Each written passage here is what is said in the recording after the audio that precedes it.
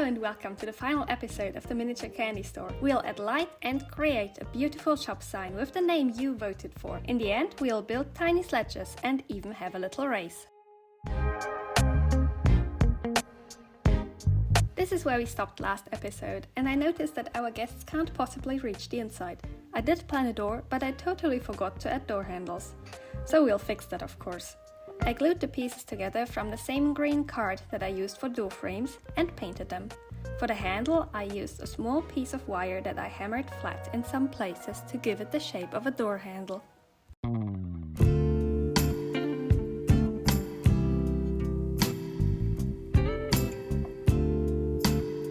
Now that's much better and our candy store can welcome the guests. I had a very particular image in my mind of how the lampshades should look like. First, I built the shades themselves from parchment paper. Here I'm gluing one.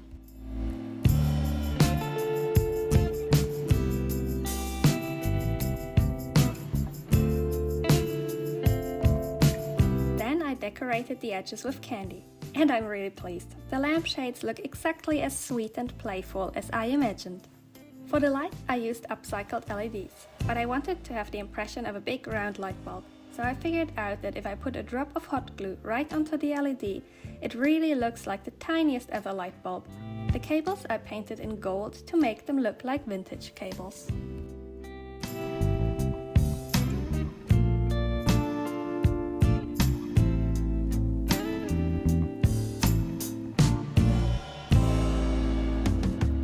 It was time for mini electrician work. This always gets rather messy. After the lamps were in place, I soldered all the connections. With that done, I fixed the loose cables with hot glue. Also, the star from the Christmas tree had its cable connected.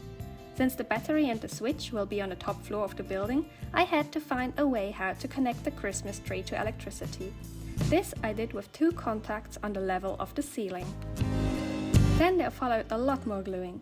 It's always a very happy moment in the end when I move the switch and all lights turn on. As you can see, I also added a tiny light upstairs, so when it's dark there's some dim light behind the curtains of the top level. I thought that it would be nice to have some greeting cards sold at the candy shop. I made this little card stand from bended wire and spray painted it silver. Originally I had planned to add a small table with bar stools in the back corner. There I wanted to place the card stand, but somehow I liked the furniture in the shop as it was. I thought it would become messy if I added another table, so sadly I also didn't have a space for the card stand. I thought of placing it on the floor, but in the end I made the decision that at some point there will be another miniature where the card stand fits inside.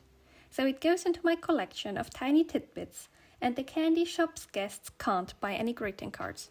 They come there to buy cake and candy anyway.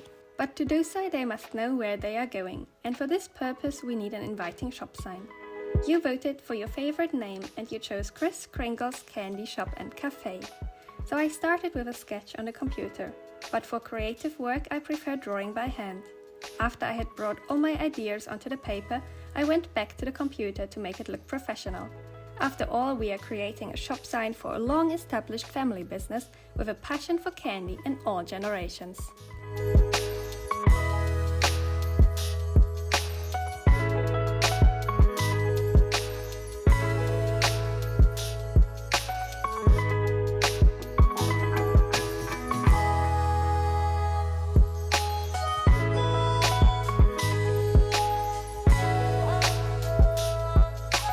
I'm not really sure whether this Christmas-themed candy shop fits into our normal world. I imagine it being located in a magical winter village, so the most popular way to get there is by sledge. I have always been a winter person. To me, there's nothing more magical than the world covered in a white layer of snow. I've always loved going out with the sleigh, and I had great fun building this tiny version. In fact, so much fun that I built 2 more. The first one is quite new, owned by a young family, and their child is just old enough to sit on a sledge. So they bought this big luxurious one only recently.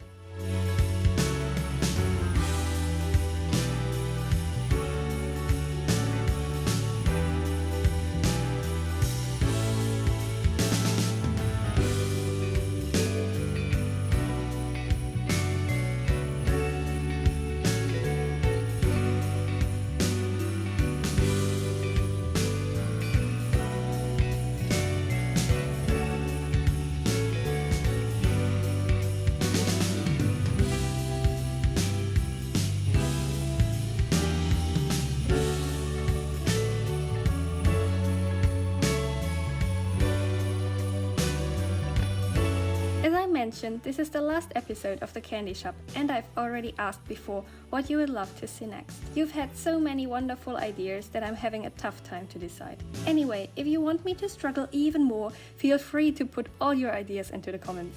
And if you want me to be really happy while struggling, leave a like and a subscribe. It helps my channel grow and brings me closer to my dream of building miniatures for a living.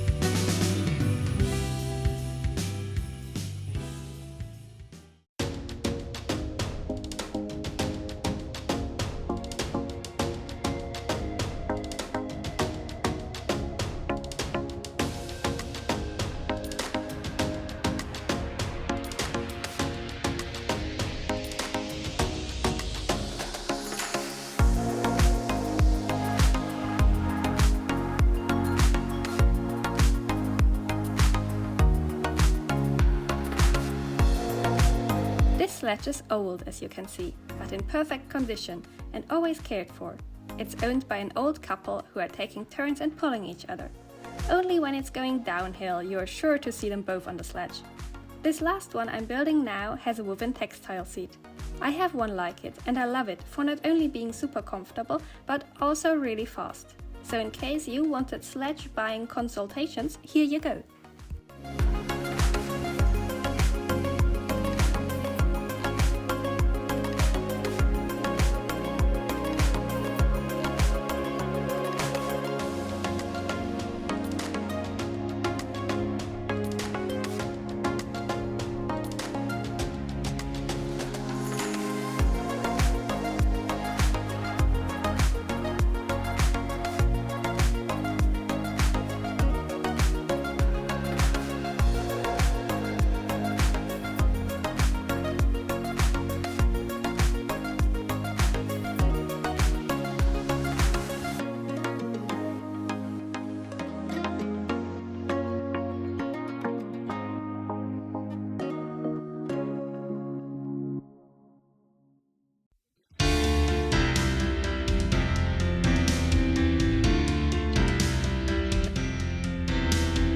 Now guess what you'll do with 3 tiny sledges. A race, of course.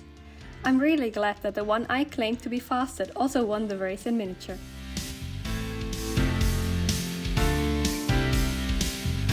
So this is it. Kris Kringle's Candy Shop and Café is completed.